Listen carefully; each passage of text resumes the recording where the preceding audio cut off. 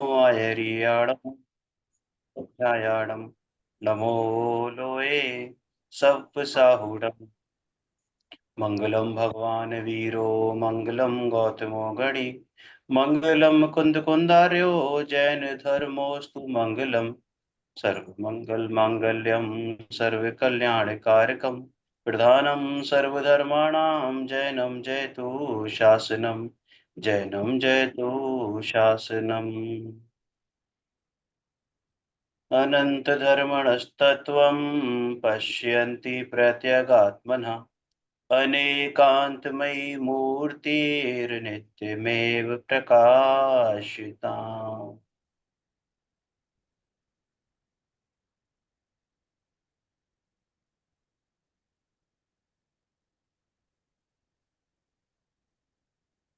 अपनी चर्चा चैतन्य की चल रही है। चर्चा चैतन्य की माने मेरी चर्चा। और इसमें हमने पिछली कक्षा में चर्चा क्रमांक 11 हमारा चल रहा था, प्रश्न संख्या 246। इसमें एक प्रश्न आया था कि त्रिकाल शुद्धि की उपासना क्यों। तो यहाँ मैं प्रश्न पढ़ता हूँ, फिर उसके आगे बढ़ेंगे कि छठवीं गाथा में आया है कि उपासित होता हुआ शुद्ध कहलाता है। छठवीं गाथा में आया है कि उपासित होता हुआ शुद्ध कहलाता है। तो जो त्रिकाल शुद्ध है वो शुद्ध तो है ही, और स्पष्ट प्रकाशमान ज्योति भी है। तो उसे उपासना करके ही शुद्ध क्यों कहें। बाबूजी ने कहा कि जो व्यक्ति आत्मा को शुद्ध कहता है माने अनुभव करता है, तो यह कथन उसकी अपेक्षा से है। और भैया ने बताया भी था कि उपासित होता हुआ यानी कि अनुभव करता हुआ। लेकिन जिसे शुद्धता की अनुभूति हुई ही नहीं, उसे शुद्धता की खबर ही नहीं है, तो काहे कि उसके लिए क्या शुद्ध है। उसके लिए तो अशुद्ध ही है। इसलिए शुद्ध की अनुभूति करता हुआ शुद्ध कहलाता है। शुद्ध की अनुभूति करता हुआ शुद्ध कहलाता है।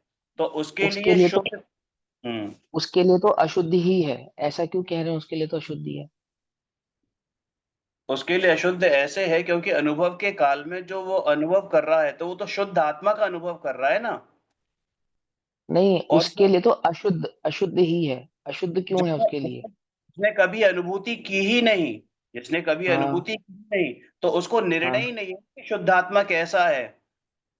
उसको हाँ, तो निर्णय ही इसके लिए इसलिए अशुद्ध है ऐसा नहीं। क्योंकि उसको निर्णय नहीं है इसलिए उसके लिए अशुद्ध है। इसके कारण अशुद्ध नहीं है वो। देखो, जीव जिसको अनुभूत करता है उसको आत्म रूप से जानता है। समझे? अनुभूत का मतलब क्या होता है? अनुभूत का मतलब होता है जिसमें अहम पना हो, जिसमें मैं पना हो। तो जीव जिसमें अहम पना करता है उसकी अनुभूति करता है, या जिसकी अनुभूति करता है उसमें अहम पना करता है। क्योंकि वहां अशुद्धता का अनुभव कर रहा है, तो अहम पना अशुद्धता में है, इसीलिए उसके लिए तो अशुद्धि है। अहम पना अशुद्ध भाव में है ना। राग आदि भावों में, मिथ्यात्वादी भावों में अहम पना होने के कारण उसका अहम पना अशुद्धता में है, इसके लिए उसको तो वह अशुद्ध ही है। और जो शुद्धात्मा का अनुभव कर रहा है, तो उसका अहमपना आत्मा में है। क्योंकि आत्मा स्वभाव से शुद्ध है, इसलिए वो शुद्ध ही है। देखो, अनुभूति के कारण आत्मा शुद्ध नहीं हुआ है। अनुभूति से तो शुद्ध आत्मा को जाना है। और अनुभूति के कारण अशुद्ध नहीं हुआ है। अशुद्ध भाव का अनुभव करके अशुद्ध भाव में अहमपना किया है, इसलिए उसको अशुद्ध कहा है। फर्क समझ में आ रहा है या नहीं समझ में आ रहा है? आत्मा शुद्ध है क्यों? क्योंकि मैंने अनुभव किया है, इसके लिए नहीं। और आत्मा अशुद्ध है क्यों? क्योंकि मैंने अनुभव नहीं किया, इसके लिए। तो ऐसा नहीं है। आत्मा तो शुद्ध ही है। अनुभव किया तो क्या जाना कि आत्मा शुद्ध है। क्योंकि अहमपना शुद्ध भाव में था, इसीलिए आत्मा, उसको अहमपना शुद्ध होने से वह शुद्ध ही है। अब उसने अहमपना अशुद्ध भावों में किया है, रागादि भावों में किया है। क्योंकि रागादि भाव स्वभाव से अशुद्ध है, और उसने अहमपना शुद्ध भावों में किया है, तो उसके लिए तो वह अशुद्ध ही है। अहम माने मैं, माने आत्मा। मिथ्या दृष्टि राग आदि भावों को आत्म भाव होकर जानता है, मैं भाव होकर जानता है। अर्थात उसके लिए देह आदि भाव ही आत्मा है। और सम्यक दृष्टि के लिए आत्मा ही आत्मा है, अन्य प्रभाव आत्मा नहीं है। समझ में आई बात? नहीं समझ में आई? तो उसके लिए अशुद्ध ही है। दैट मीन्स क्या? क्योंकि उसका अहमपन अशुद्ध परिणामों में है, और अशुद्ध भाव स्वभाव से अशुद्ध है, तो उसके लिए तो वह अशुद्ध ही है, ऐसा। तो आत्मा अशुद्ध नहीं है, वो जिसमें अशुद्धपना उसने, जिसमें अहमपना भाव धारण किया है वो भाव अशुद्ध है, और उसको वो आत्म भाव होकर जान रहा है कि यही मैं हूं, यही आत्मा है, यही मेरा स्वभाव है, इसलिए वह अशुद्ध ही है, ऐसा। चलो आगे। बरोबर। इसलिए शुद्ध की अनुभूति करता हुआ शुद्ध कहलाता है। तो उसके लिए शुद्ध कब हुआ? कि जब उसकी साक्षात अनुभूति हुई, प्रत्यक्ष स्व संवेदन हुआ, तब वो शुद्ध है। तब उसको वो ज्ञान में और श्रद्धान में निश्चय हुआ। हम्म। अपन को निश्चय वो हुआ उपास मतलब वो शुद्ध है, उसका अनुभव करके उसने जान लिया, निश्चय हो गया, हाँ ये तो शुद्ध ही है। कोई अनुभव करने से शुद्ध थोड़ी हुआ है आत्मा। यदि अनुभव करने से शुद्ध होता तो गड़बड़ हो जाती। शुद्ध है, अनुभव से शुद्ध जाना जाता है, ऐसा। चलो। अपन को तो वो उपासना पर्याय लगती है ना, इसलिए प्रश्न होता है। ये सारी शंकाएं इसलिए पैदा होती हैं। यहाँ तो मुख्य रूप से पर्याय रहित तो द्रव्य का वर्णन है। उसमें प्रमत्त और अपर प्रमत्त नहीं है। मतलब यहाँ पे द्रव्य स्वभाव की अपेक्षा से बात करी गई है, ध्रुव हम्म। स्वभाव की अपेक्षा। अपने फिर को उपासना पर्याय लगती है, इसका क्या मतलब है? अनुभूति पर्याय लगती है कि वो एक समय की पर्याय है अनुभूति, ऐसा प्रतीत हाँ। होता है। हाँ तो वो क्या, बाबूजी ने क्या उत्तर दिया? अनुभूति पर्याय नहीं है। तो उन्होंने कहा कि ये जो बात यहाँ पर आई है, ये पर्याय रहित द्रव्य का वर्णन है, क्योंकि छठी गाथा में हाँ। ना प्रमत्त है ना अप्रमत्त की बात करी है ना। तो वो हाँ। शुद्ध, जो शुद्ध द्रव्य है, हाँ। जिसे पर्याय में छुआ तक नहीं है, मतलब उसे बात कहा। सवाल ये है, ये तो समय सार जी की भाव, ये तो हम सब समझते हैं, हम पढ़ते हैं, सब लोग जानते हैं। प्रश्न ये है यहाँ पर कि अनुभूति पर्याय है या नहीं है। प्रश्न ये है, क्योंकि आप तो अभी पिछली कक्षाओं में ये समझाते आ रहे हैं हमको कि अनुभूति पर्याय है। अब आप ही ये कह रहे हैं कि वो तो, आप तो क्या नाम है, अनुभूति को पर्याय समझते हैं, उपासना को पर्याय मानते हैं। तो बाबूजी आप ही ने तो कहा था कि अनुभूति पर्याय है, कहा था या नहीं कहा था, बोलो। तो हाँ, अब बाबूजी ने ये प्रश्न क्यों उठाया फिर? ऐसा क्यों कहा कि तुम तो उसको पर्याय मानते हो? तो इसी का व्याख्या आगे आएगा 2-3 पेजों में। ये पूरा इन्होंने व्यास वो दिया है, हाँ। अब वो स्पष्टीकरण। आएगा, लेकिन अभी तुम, हम क्या समझते हैं वो तो बताओ, वो तो आएगा, बाबूजी तो बताएंगी हम अपने। भी यही समझते हैं कि पर्याय है। हम भी यही समझते हैं, लेकिन उसमें एक चीज है कि हम ये भी तो कहते हैं ना कि अनुभूति स्वरूप भगवान आत्मा सबको आबाल गोपाल सबको जानने में आ रहा है। तो वो तो वाली ठीक है। अनुभूति वाली बात तो नहीं है। तो वो तो द्रव्य नहीं, स्वभाव। हम्म, देखो सुनो, अब देखो इसमें क्या समझना है। वैसे तो बाबूजी इसको क्लियर करेंगे ही, लेकिन सभी लोग अपने उपयोग को कुछ समय के लिए स्थिर करके समझो, इस बात को, बहुत जरूरी बात है। अनुभूति पर्याय है, पर अनुभव पर्याय का नहीं होता है। क्या कहा? अनुभूति पर्याय है, परंतु अनुभव पर्याय का थोड़ी होता है। अनुभव तो द्रव्य का होता है। अब तुम्हारी गलती क्या है कि तुम अनुभूति पर्याय है कहने से अनुभव भी पर्याय का होता है ऐसा मानते हो। क्या कहा? समझ में आई बात, नहीं समझ में आई?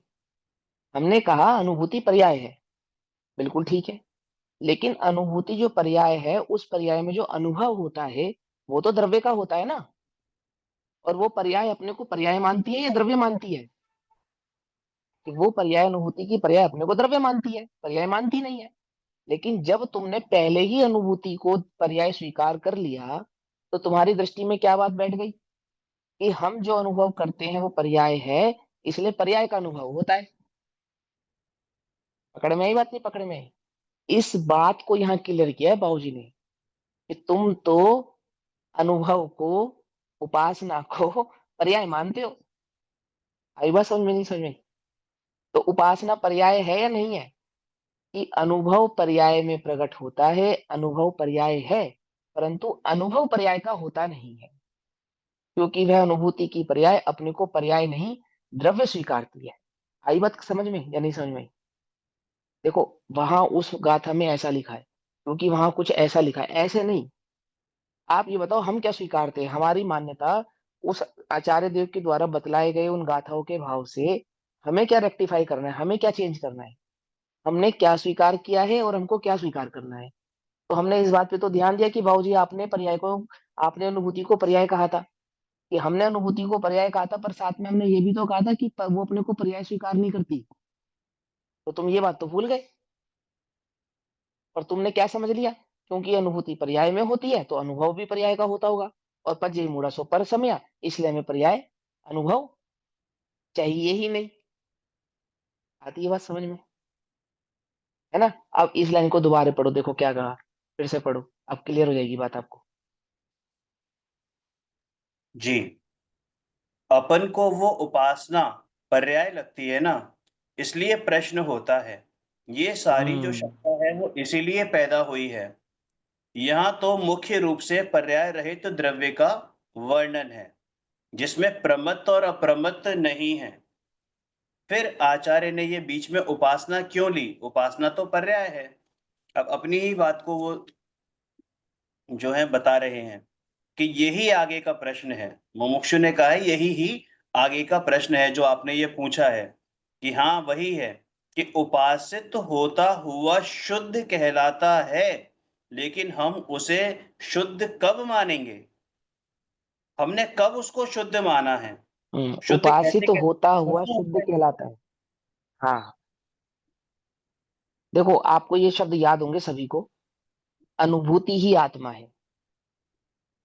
याद है ना? ये उसकी चर्चा चल रही है। उपासित होता हुआ शुद्ध कहलाता है, अर्थात आत्मा किसको स्वीकार किया? अनुभव को आत्मा स्वीकार किया। तो अनुभव तो पर्याय है ना? तो हम अनुभव को, पर्याय को आत्मा माने या द्रव्य को आत्मा माने, उसको यहाँ पे क्लियर किया जा रहा है, सभी लोग ध्यान से समझना। ये जो बात है ना, अनुभूति ही आत्मा है, अर्थात अनुभव में आएगा तो आत्मा आत्मा है, अन्यथा आत्मा नहीं है। आई बात समझ में? नहीं समझ में? ये क्वेश्चन है, इसको यहाँ क्लियर कर रहे हैं कि देखो भाई, वहां उपासित होता हुआ आत्मा शुद्ध है, ऐसा क्यों कहती है? तो समझाओ क्यों कहते, क्या कहते हैं बाबूजी, बताओ। उपासित होता हुआ शुद्ध कहलाता है, लेकिन उसे हम शुद्ध मानेंगे कब?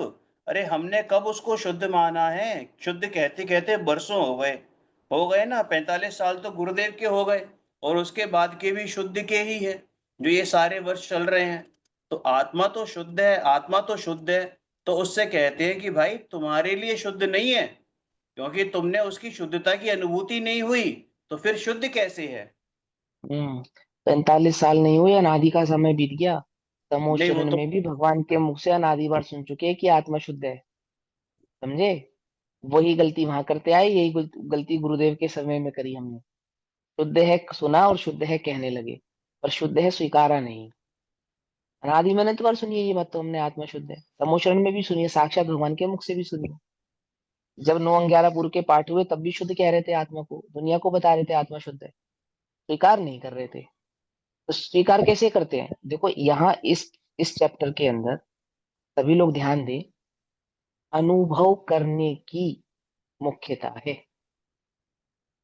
यहाँ आपको उपदेश किया जा रहा है, प्रोत्साहन दिया जा रहा है, पुश किया जा रहा है कि अनुभव करो भाई, अनुभव करो। ऐसा शुद्ध तो तुम अनादि में अनंत बार कर चुके इस आत्मा को। जब अनुभव में नहीं लाया तो काहे का शुद्ध? शक्कर मीठी है, शक्कर मीठी है, खाइए कभी तो, खाई नहीं पर शक्कर है मीठी। कि वो सारी दुनिया शक्कर को मीठा मीठा कहती है। कैसा होता है मीठा? कि बहुत बढ़िया होता है। तुमने चखा है कभी? चखा नहीं, लेकिन होता बहुत बढ़िया है। कहाँ से जाना? कि सारी दुनिया कहती है।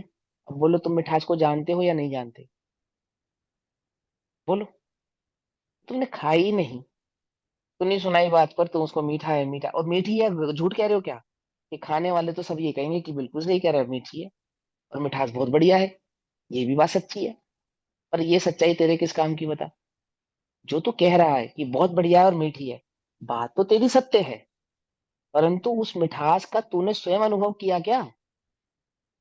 तो तेरे मीठे कहने में और उस मूक व्यक्ति के मीठा नहीं कह पाने में, परंतु शक्कर का चख के जिसने स्वाद लिया है, ऐसे मूक व्यक्ति के उस मिठास के अनुभव में और तेरे मिठास के अनुभव में कितना अंतर है बता?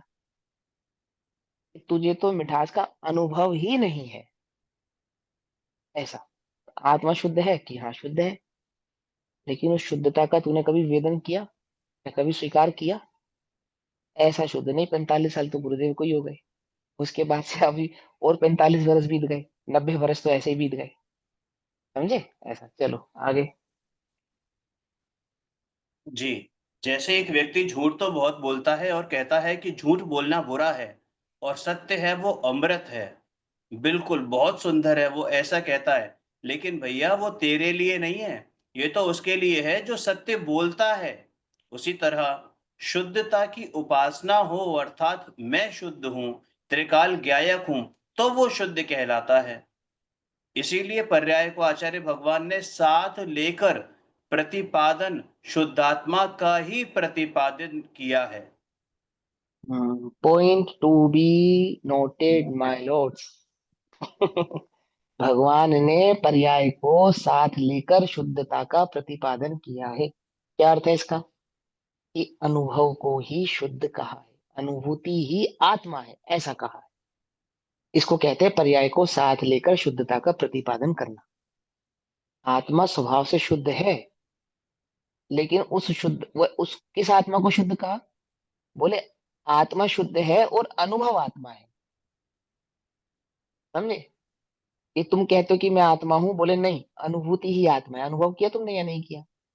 नहीं किया तो फिर तुम्हें शुद्ध नहीं मालूम, फिर तुम्हें शुद्ध नहीं मालूम, ऐसा कह रहे। चलो आगे।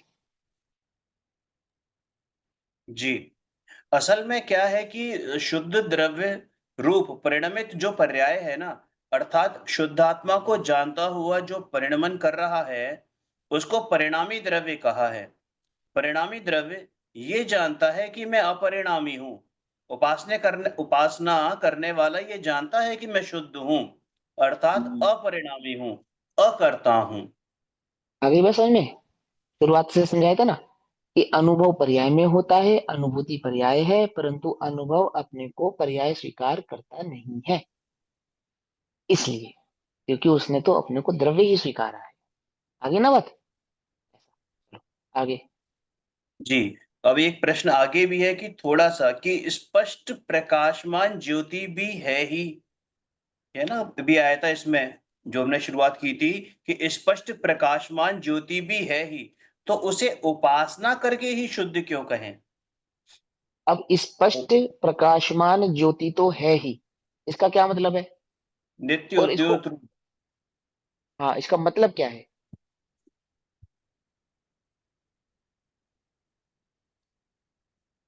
करो करो, कोशिश करो, आपको मालूम है, मतलब घबराओ ज्ञान नहीं, सबको मालूम। मतलब ज्ञान तो सदा काल बढ़ ही रहा है ना, ज्ञान तो सदा हाँ, रहा है। वेरी गुड, बहुत बढ़िया, समझ में आई बात। नित्य उद्योतमान प्रकाशित ज्योति तो है ही, मतलब अभी वर्तमान में ज्ञान प्रवर्तमान है या नहीं है? बोलो। तुम ज्ञानी हो अज्ञानी हो? बोलो। जड़ हो चेतन हो? ज्ञानी। कौन हो तुम? है? चेतन हो ना? कैसे पता? ये विद्यमान उद्योतमान ज्योति तो है ही ना। तो फिर इसको अनुभव क्या करना? प्रश्न यही, फिर इसका अनुभव क्या करना? तो ये नित्य विद्यमान जो ज्योति है, ये अपने को क्या अनुभव कर रही है, जरा तुम बता दो। क्या तुम इस नित्य उद्योतमान ज्योति में अहम भाव धारण किए हुए हो, या इस नित्य उद्योतमान ज्योति को भूलकर अन्य प्रभाव में अहम पना धारण किए हुए? बोलो। क्या तुम अपने को ये नित्य उद्योतमान ज्ञान स्वभाव स्वीकारते हो, या तुम अपने को प्रभाव स्वीकारते हो? क्या स्वीकारते हो? बोलो। है ना? तो उद्योत तो है, पर तुमने इस उद्योत को स्वीकार कब किया, ये बताओ। तुम तो इसका अपमान कर रहे हो। तुम इसमें अहम करो, इसका मान करो, तो ये नित्य उद्योतमान ज्योति का होना सार्थक है, अन्यथा निरर्थक है। आई बात समझ में? ऐसा कह रहे हैं यहाँ पे। चलो पढ़ो आगे। जी, जो शुद्ध है, अब बाबूजी ने उत्तर दिया कि जो शुद्ध है और स्पष्ट प्रकाशमान ज्योति है, वो तो द्रव्य है। द्रव्य स्वयं अपनी उपासना नहीं करता। बोलो बोलो। द्रव्य स्वयं अपनी उपासना नहीं करता, हम्म वो तो उसे हम्म। पर्याय शुद्ध कहती है। पर्याय शुद्ध कह रही है, तो उसे शुद्धता का अनुभव हो, तब तब ना उसका कहना और विचार करना, ये चर्चा करना हाँ सार्थक है। अगर क्या समझ, द्रव्य की हुँ, हाँ क्या समझ में आया? पढ़ो, फिर से पढ़ो इसी लाइन से। जो शुद्ध है और स्पष्ट हाँ प्रकाशमान होती है, वो तो द्रव्य हाँ। है। द्रव्य स्वयं तो अपनी अब देखो, उपासना नहीं करता, माने वो पहले भी आया था ना कि सुनो द्रव्य सुनो। अपना इंट्रोडक्शन खुद नहीं देता, पर्याय ही उसका परिचय देती है। माने मैं ध्रुव हूं कहकर वो ध्रुव का ही परिचय कराती है वास्तव में। हाँ, तो अब देखो इसमें एक प्रश्न ये उठता है कि जो उद्योतमान है, उद्योतमान पर्याय है या द्रव्य है? प्रश्न ये है। उद्योतमान का मतलब क्या होता है? पहले तो उद्योतमान शब्द का अर्थ समझेंगे। उद्योतमान का मतलब क्या होता है? प्रकाशित। उद्योतमान का मतलब, हाँ, उद्योतमान का मतलब होता है उपस्थित, विद्यमान। विद्यमान। उपस्थित। ठीक है ना? उपस्थित या विद्यमान। तो द्रव्य तो विद्यमान है। तो द्रव्य विद्यमान है, ये कैसे जान रहे हैं हम? कैसे पता हमें ये द्रव्य विद्यमान है? ज्ञान की अपेक्षा, ज्ञान मतलब अपेक्षा कह रहा हूँ ज्ञान ज्ञान की से। अपेक्षा से। हाँ, हम्म। ज्ञान की अपेक्षा कहो या ज्ञान से कहो। तो अब हम्म। ज्ञान की पर्याय विद्यमान है या ज्ञाता विद्यमान है? ज्ञाता भी विद्यमान है, और ये पर्याय और ज्ञाता कोई अलग अलग थोड़ी है। ज्ञाता हाँ, अब क्या विद्यमान कहते हैं कि वो जो ज्ञान की पर्याय है, वो तो मतलब वो प्रकाशित किसको कर रही है? कि ज्ञान की पर्याय ज्ञाता को प्रकाशित कर रही है। दीपक की रोशनी, रोशनी में दीपक प्रकाशित हो रहा है। मिठास शक्कर को प्रकाशित कर रही है। समझ में आई बात? नहीं समझ में आई? ऐसे ही जो विद्यमान ज्ञान है, ये गायक को प्रकाशित कर रहा है, ये गायक है। तो तुम जिस ज्ञान को नहीं पहचानते हो, ज्ञान की तरफ जब तुम दृष्टि करते हो, तो तुम्हें कौन दिखाई देगा? ज्ञान दिखाई देगा या ज्ञाता दिखाई देगा? बोलो बोलो, कौन ज्ञान दिखाई देगा? ज्ञान की तरफ करेंगे तो दृष्टि करने पर, ज्ञान दिखाई देगा। हाँ, ज्ञान की तरफ दृष्टि करने पर कौन दिखाई देगा? ज्ञान या ज्ञाता? ज्ञान दिखाई देगा ना, ज्ञान की तरफ दृष्टि करेंगे तो ज्ञान ही दिखाई देगा। तो अरे ज्ञाता मेरे और ज्ञान भाई, थोड़ी है, भेद थोड़ी है इसमें ज्ञान में और ज्ञाता में। तो ज्ञाता दिखाई देगा, ज्ञान नहीं दिखाई देगा। पता है क्यों? क्योंकि आत्मा ही ज्ञान है और ज्ञान ही आत्मा है। ये समझो। क्या समझे? नहीं समझ में आई ना बात? अब देखो समझाते हैं। वो सिंपल सी बात है। इस लाइन को देखो, तुम दोबारा पढ़ो, बड़े ध्यान से पढ़ना और स्लोली स्लोली पढ़ना, और सभी लोग ध्यान से सुनना, तो सबको ये बात पकड़ में आएगी। पढ़ो, फिर से पढ़ो। वो शुद्ध है और स्पष्ट प्रकाशमान ज्योति है, तो वो तो द्रव्य है। द्रव्य जो स्वयं तो शुद्ध है, अपनी बात नहीं अभी करता। रुको, जो शुद्ध है, स्पष्ट प्रकाशमान ज्योति है। तो जब हम द्रव्य को अपरिणामी स्वीकार कर रहे हैं, तो प्रकाशमान ज्योति कैसे हो सकता है? समझ में आ रहा है? तर्क समझ में आ रहा है या नहीं आ रहा है? प्रकाशमान का होने का मतलब है परिणमता हुआ, उपस्थित, सत्तावान, जो उपलब्ध है। तो जो उपलब्ध है वो द्रव्य है। कैसे हम जानेंगे कि ये ज्ञान द्रव्य है या ना ज्ञाता द्रव्य है या आत्मा है? ये कैसे मालूम चलेगा? ये शक्कर है, ये हमें कैसे मालूम चलेगा? बताओ। यदि वो मिठास का परिणमन ना हो, तो क्या तुम ये बता सकते हो ये शक्कर है? ना। और वो शक्कर है, ये किसने बताया ये शक्कर है? ज्ञान ने। अरे, मिठास के परिणमन ने। समझो नहीं, ध्यान वो से, है ना, उदाहरण। ज्यादा ये हाँ, मिठास। ये हाँ, शक्कर की अपेक्षा से ये शक्कर है, ये परिचय किसने दिया? ये शक्कर है। इस शक्कर की मिठास से ये परिचय प्राप्त हुआ है, ये शक्कर है। बात समझ में नहीं आ रही है? ऐसे ही ज्ञान के प्रकाश से, अर्थात उद्योतमान ज्ञान से ये सिद्ध हुआ कि ये ज्ञाता है। यदि वो ज्ञान ना हो, जिसमें ज्ञान नहीं है, बोलो जड़ को ज्ञाता कहोगे? बोलो, क्यों नहीं कहोगे? उद्योतमान तो वह भी है, प्रकट तो वह भी है, तो उसको ज्ञाता क्यों नहीं कहते? क्योंकि प्रकट होने का तात्पर्य यह है कि उसका परिचय देने वाला भाव जो है, जैसे नमक का परिचय खारापन दे रहा है और मिठास शक्कर का परिचय दे रही है, ऐसे ही ये जो उद्योतमान ज्ञान है, ये ज्ञाता का परिचय दे रहा है। आती बात समझ में? यह कोई अपना परिचय नहीं दे रहा है, ये तो उस ज्ञाता का परिचय दे रहा है। आंख किसका परिचय दे रही है? आंख देखने का परिचय दे रही है। कान सुनने का परिचय दे रहे हैं। ज्ञान ज्ञाता का परिचय दे रहा है। आती बात समझ में? नहीं समझ में आती? है ना? तो वो द्रव्य है या पर्याय है? अब परिचय की अपेक्षा से देखें तो वो तो द्रव्य है। समझे ना? ज्ञान जिसका परिचय दे वही तो ज्ञान है। ज्ञान, मैं ज्ञान हूं, ये परिचय नहीं देता। ज्ञान मैं ज्ञाता हूं, ये परिचय देता है। क्या कहा? समझ में आई बात? नहीं समझ में आई? शक्कर, मिठास ये परिचय नहीं देती कि मैं मीठी हूं, मिठास ये परिचय देती है कि मैं शक्कर हूं। समझे? नमक ये परिचय नहीं देता कि मैं खारा हूं, खारापन यह परिचय देता है कि मैं नमक हूं। अंतर समझ में आ रहा है या नहीं आ रहा है? ऐसे ही ज्ञान ये परिचय देता है कि मैं ज्ञाता हूं, ज्ञाता हूं। अब तूने एक भी बार उस ज्ञान की दृष्टि नहीं करी, कर, तो ज्ञान की दृष्टि कर, तुझे ना ज्ञाता का परिचय हो तो कहना, क्योंकि वो ज्ञाता उस ज्ञान भाव से कुछ भिन्न थोड़ी है। ज्ञान ही आत्मा है, आत्मा ही ज्ञान है। तो वहां उद्योतमान कहकर, ये प्रवचन सारजी में आई है ये बात, जब स्वर्ण के संदर्भ का उदाहरण देकर, वहां स्वर्ण, स्वर्ण के पीलेपन और उसके आकार से द्रव्य की सिद्धि करते हैं, द्रव्य गुण पर्याय में वह एक द्रव्य ही लक्षित है ऐसा बतलाते हैं। ऐसे ही उस ज्ञान में वह ज्ञाता ही लक्षित है ऐसा बतलाते हैं। लेकिन तू ज्ञान की दृष्टि करेगा तो ना। अब ज्ञान तो किसको स्वीकार करता है? यदि तू परिणमन भाव को ज्ञान स्वीकार करता है, यदि जो ज्ञेय को जाने तो उसको ज्ञान स्वीकार करता है, तो गड़बड़ हो जाएगी। जो ज्ञाता को स्वीकार करे उसको ज्ञान कहते हैं। क्या कहा? समझ में आई बात? नहीं समझ में आई? जो ज्ञेय को स्वीकारे उसको ज्ञान नहीं कहा यहाँ। ज्ञेय का परिचय करे वो ज्ञान नहीं, जो ज्ञाता का परिचय दे वो ज्ञान, वो ज्ञान। तो अब यहाँ ज्ञान क्या हो गया? यहाँ ज्ञान वो द्रव्य हो गया।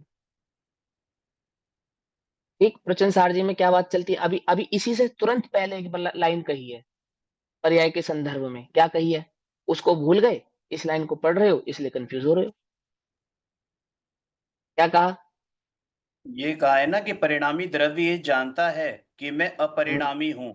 उपासना हम्म, करने वाला ये जानता है कि मैं शुद्ध हूँ, अर्थात हम्म, अपरिणामी हूँ, अकर्ता हूँ। हम्म। फिर ये और साथ इस में बोले ना कि वो द्रव्य बिना पर्याय के, माने वो पर्याय नहीं भाव होता। से लक्षित होता, हाँ पर्याय भाव से लक्षित होता हुआ भी पर्याय भाव की अपेक्षा से नहीं, द्रव्य भाव से अपने को स्वीकारता। तो इससे क्या सिद्ध हुआ कि ये जो ज्ञान पर्याय है, लेकिन ये ज्ञाता का परिचय देने से द्रव्य है। आ रही है बात समझ में? नहीं समझ में आ रही? कैसे पता लगेगा? ज्ञान पर्याय को हटा दो आप, अब बताओ ये जीव है, कैसे बताओगे? ज्ञान पर्याय को गौण करके आप बताओ कि कौन कौन ज्ञाता है, नहीं नहीं बता बता पाएंगे पाओगे। ना क्यों। हाँ, क्योंकि ज्ञान की पर्याय तो ज्ञाता का ही प्रकाश परिचय दे रही है, और उसी को तुमने गौण कर दिया। आ रही है बस? अब इसमें हम क्या गलती करते हैं कि ज्ञान की पर्याय को तो करते हैं डिनाई, और ज्ञाता की करते हैं कल्पना। कुछ बात समझ में आई या नहीं?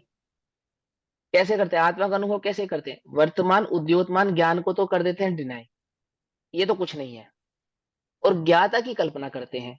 कैसा ज्ञाता? जो जानता नहीं है, ऐसा ज्ञाता। बोलो भैया, ऐसा ज्ञाता जगत में ढूंढ के लाओ जो जानता नहीं है। आचार्य कह रहे हमने तो ऐसा ज्ञाता जाना ही नहीं जो जानता ना हो। तुमको किसने बताया? कि आप ही ने बताया था, आप परिणामी। तो उसका तुमने ये अर्थ निकाला कि वो ज्ञाता जो जानता नहीं है। क्या कहा? तो कुछ तुमने भी करता भाव नहीं है। समझा नहीं। हाँ, जानता भी नहीं है, मतलब करता ऐसा करता तो है ही ऐसा कह नहीं। सकते हैं ना, लक्षण से लक्ष्य की पहचान होती है, तो जैसे हाँ मिठास होती है से ना, शक्कर की पहचान हुई, ऐसे ही ज्ञान की पर्याय से वो ज्ञाता जानने में आया। आता है। समझे? तो उद्योतमान कह रहे हैं और द्रव्य भी कह रहे हैं, तो किसको कह रहे हैं? किसको कह रहे हैं? वो ज्ञान भाव जो लक्षित, जो प्रकट है, यदि उसको ज्ञान स्वभाव से देखोगे तो तुम्हें ज्ञाता दिखाई देगा। दिखाई देगा अर्थात अनुभव में आएगा, पहचान में आएगा, उस पर दृष्टि जाएगी, ऐसा कह रहे हैं। सुनो ध्यान से, फिर से पढ़ो। जो शुद्ध है और स्पष्ट प्रकाशमान ज्योति है, वो तो द्रव्य है। द्रव्य स्वयं तो अपनी उपासना नहीं करता, वो तो उसे पर्याय शुद्ध कहती है। पर्याय शुद्ध कह रही है तो उसे शुद्धता का अनुभव हो, तब ना उसका कहना और विचार करना, चर्चा करना सार्थक है। अगर हम्म। उसे द्रव्य अब कहते हैं कि द्रव्य अपना स्वयं का अनुभव नहीं करता, पर्याय द्रव्य का अनुभव करती है, ऐसा कह रहे हैं। क्योंकि वहां पे लक्षण भेद है ना, द्रव्य गुण और पर्याय में स्वभाव भेद है। यदि यदि द्रव्य द्रव्य का अनुभव करके शुद्ध होगा तो गड़बड़ हो जाएगी। तो वहां समझाते हैं, क्या समझाते हैं? कि पर्याय द्रव्य का अनुभव करके अपने को शुद्ध स्वीकारती है, क्योंकि शुद्धता और अशुद्धता ये दोनों विद्यमान है। तो ये विद्यमानता को कैसे सिद्ध करें? यदि द्रव्य में सिद्ध करेंगे तो फिर द्रव्य का अशुद्धता स्वभाव हो जाएगा। समझ रहे हैं, नहीं समझ रहे हैं? तो वहाँ स्वभाव समझाने के लिए पर्याय में शुद्धता अशुद्धता दोनों को स्वीकार करके, और द्रव्य तो त्रिकाली शुद्ध है ही, है ना, उस त्रिकाली शुद्ध द्रव्य का पर्याय आश्रय लेती है, तो अपने को क्या स्वीकारती है? शुद्ध स्वीकारती है। अब बेसिकली हो क्या रहा है, इस काम तो सारा द्रव्य ही कर रहा है। कि भैया ऐसे कैसे कह सकते हो आप द्रव्य कर रहा है? द्रव्य नहीं कर रहा है कि द्रव्य कर रहा है, और हम पर्याय से उसको कह रहे हैं। कहाँ लिखा है? कि वही प्रवचन सारजी में लिखा है कि शुद्ध अनुभव करता हुआ द्रव्य ही शुद्ध है, अशुद्ध अनुभव करता हुआ द्रव्य ही अशुद्ध है, शुभ अनुभव करता हुआ वह द्रव्य ही शुभ है। ऐसा लिखा नहीं लिखा? कौन कर रहा है? ये द्रव्य ही कर रहा है। लेकिन चूंकि द्रव्य स्वभाव से अपरिणामी है, इसलिए पर्याय से उसको समझाते हैं, लक्षित करके समझाते हैं। अभेद होने पर भी उनमें भेद करके उस कथन को समझाया जाता है। आ रही है बात समझ में? नहीं समझ में आ रही है? बहुत सरल है, घबराओ नहीं। बस इतनी सी बात समझो, ये तुम्हारा उपयोग है ना, ये बाहर में है, इसको अशुद्ध कहते हैं। इसको अपनी ओर ले आओ तो इसी को शुद्ध कहने लगेंगे। बस इतनी सी बात कह रहे हैं। कि ऐसे भी कान पकड़ो, इतनी सी बात कह रहे हैं आपसे। क्या कह रहे हैं? ये जो उपयोग है, उपयोग माने ये जो ज्ञान भाव है, जिसको आप ज्ञान उपयोग कहते हैं, ये उपयोग कहाँ है तुम्हारा? कि पर में लगा हुआ है। तो पर में लगा हुआ है तो अहम भाव पर का करने के कारण इस उपयोग को अशुद्ध कह रहे हैं। अब मैं इसको शुद्ध कैसे करूं? बोले अपने में लगा दे, शुद्ध हो जाएगा। खत्म बात। बात समझ में आ रही नहीं आ रही है? आती समझ में? अपने में लगा दे तो क्या हो जाएगा? शुद्ध हो जाएगा। शुद्ध हो जाएगा नहीं, अब हम इसको शुद्ध कहने लगेंगे, क्योंकि तू जिसका अनुभव करेगा वही तू है। क्योंकि तू अभी तक पर का अनुभव कर रहा था, है नहीं, पर अनुभव पर का कर रहा था। समझना ध्यान से, है नहीं, अनुभव पर का कर रहा था। देखो एक बात समझाता हूँ।